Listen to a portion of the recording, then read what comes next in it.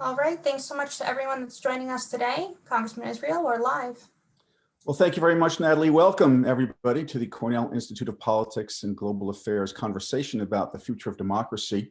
I want to acknowledge some special participants, former Congressman Bill Enyart from Illinois, former Congressman Rush Holt from New Jersey, former Congresswoman and National Treasurer Elizabeth Holtzman, and New York State Assemblyman Chuck Levine. For those of you who don't know, the Institute of Politics and Global Affairs at Cornell has a very focused mission, and that is to cultivate the next generation of public servants with a greater respect and resilience on the issues of democratic norms and an ability to engage in civil discourse. We are kicking off something called the Campaign for Democracy that will be launched shortly.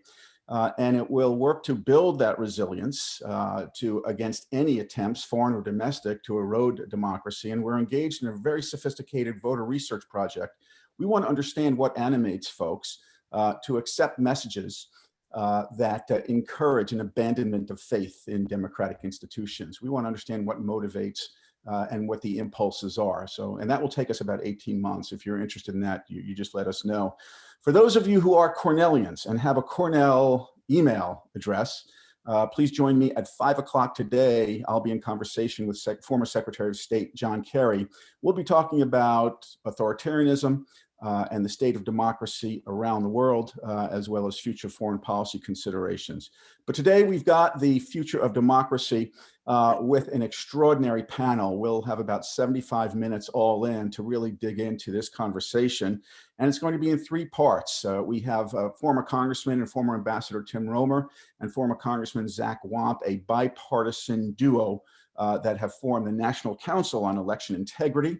Also, I see just joining us a little early, which is a testament to his character, because most members of Congress run late, Congressman Peter Welch from Vermont, and he has been very outspoken and very thoughtful on the issue of the responsibilities and the role of social media platforms when they are being used to express views that reduce people's faith in democracy, when they're being used to manipulate voters. And then finally, Congressman Adam Schiff will be discussing comprehensive legislation that helps restore democratic norms in the three branches of government. So let's start, if we can, with Ambassador Roemer and Congressman Wamp. Ambassador Roemer served in Congress for 12 years. He represented a district in Indiana. He was appointed as ambassador to India, 2009, 2011. In Congress, he led us on intelligence issues, and he also served on the 9/11 Commission. Congressman Wamp, Republican who served in the House for 16 years from Tennessee, he and I served together on the mighty Appropriations Committee. He was a ranking member of several subcommittees and a regular on every major news show on television. He's a wonderful pundit, great analyst. Welcome to both of you. Let's start off with have about a 15-minute conversation, then we'll go to Congressman Welch. I read a piece in yesterday's New York Times by Tom Edsall, and the headline was, "How far might Trump go?" Subhead, "No one is quite sure." And it begins, here's the lead. "On election night and the days that follow, the country may be in for a roller coaster ride with ups and downs that raise and dash expectations, provoking anger and frustration." And then he lays out a variety of scenarios. Virtually all of them result in street violence, endless litigation, and an implosion in civil discourse. So let me begin by asking you guys, you've been studying this and watching it, how far can it go? What can we expect? And what do we do about it? Let's start with you, Zach. Well, thank you first, Congressman Welch. It's good to see you again. And Steve Israel, you and I have done multiple events over the last several years together since we both left the House in a bipartisan way. And Ambassador Roemer and I co-chaired this Reformers Caucus of Issue 1, which kind of gave rise to the National Council on Election Integrity, because we have built in over 200 former members of Congress and cabinet secretaries in a very bipartisan coalition pushing reforms to restore confidence. And obviously this election is like no other in the modern era. So we shifted into this national council because we're concerned about the very thing that you ask about. Now, I'm hopeful that this is Y2K again. We're preparing for something terrible that just doesn't happen.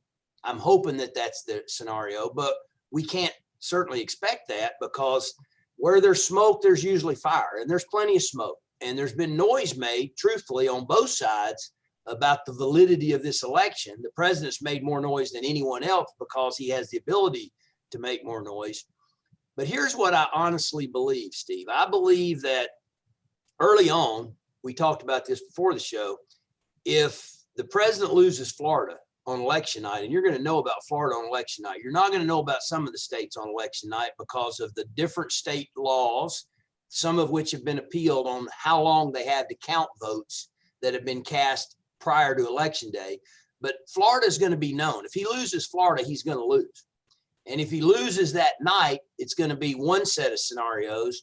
But if he happens to win Florida, and you're probably going to know North Carolina that night, if he wins Florida, North Carolina, this could drag on for weeks, maybe even a month and a half, because there's going to be legal appeals and there's a lot of unrest. And we're more tribal than at any time in my life. It's almost like a powder keg because there's almost no one undecided in this country. And we've already had racial unrest in this country in this year. We've got a pandemic, we've got a lot of anxiety, and all these things are like ingredients to a real problem. But here's what I believe that I want you to know. One thing about issue one that's unique is for 5 years, Tim and I have been working together to build bipartisan support around this notion of putting your country over your party. We desperately need that. Steve, you and I have done that a bunch of times in the past. There are people of goodwill from both parties in both the House and the Senate. And I know, because I talk to these people, that are not going to allow anyone, including the sitting president of the United States, if it is clear and legal and lawful, the outcome, to ignore the outcome, to oppose the outcome, or to not peacefully transfer power if that's the election result. And I believe that you will see honorable people in both parties step forward. You've even seen Senator McConnell, the Senate Majority Leader, make statements like, if it's clear and we know the winner and we don't have some reasonable reason to continue, that it's got to be over. You got to concede or you got to accept victory. And I believe that this is going to happen. But what happens between election day and that happening is the real question. And how can we maintain patience and peace and pursue everyone's mindset that this may take a few days, could even take a couple of weeks, and we can't rush to judgment, and you don't have to know right then, and you don't need to get full of anxiety, and you don't need to be violent. No one needs to be violent. We must oppose all violence. Well, Tim, so if you can answer that question, so how do you encourage people to be patient, to be calm, not to rush to the streets, and what is the National Council on Election Integrity? How do you fit into that? So let me jump in here, Steve. First of all, congratulations on your job. What an important job up at Cornell to try to engage our students, our future, in civic responsibility, election knowledge, and how government runs. I think that's one of the most important things we can be doing. Cornell is out there leading the way with your great leadership. Thank you for that. You can see why I'm honored always to be with Zach Wamp. He's always articulate and passionate and fired up. And Congressman Welch, pleasure to see you again. Keep up your good work on the issues that we're going to be hearing from you on. And I look forward to re-engaging with my dear friend, Adam Schiff, as well. So to your question, Steve, we formed this National Council on Election Integrity because articles like Tom Edsel's hadn't been written, 4 or 5 months ago. But we really had this feeling that we were going to have to buckle up and get ready. People were getting concerned and worried about what might happen if we didn't have all the results on election night.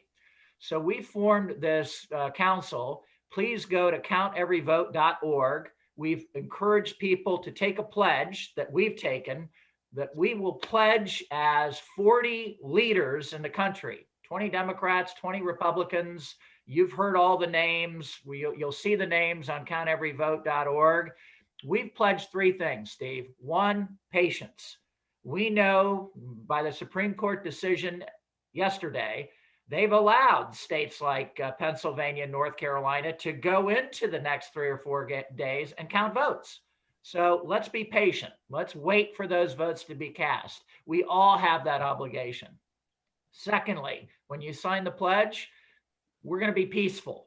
We're not going to be out in the streets violently burning things down and protesting. We condemn that, in fact, whether it's from the left or the right. Nobody has that right to burn property and hurt other human beings. And thirdly, the pledge is to allow the constitutional process to take place. If that process proceeds, there are state laws, our US Constitution, that have all these different scenarios in place. If we don't have, we're counting the votes for 3 or 4 days, we have everything taken into consideration by election law and our Constitution to proceed smoothly.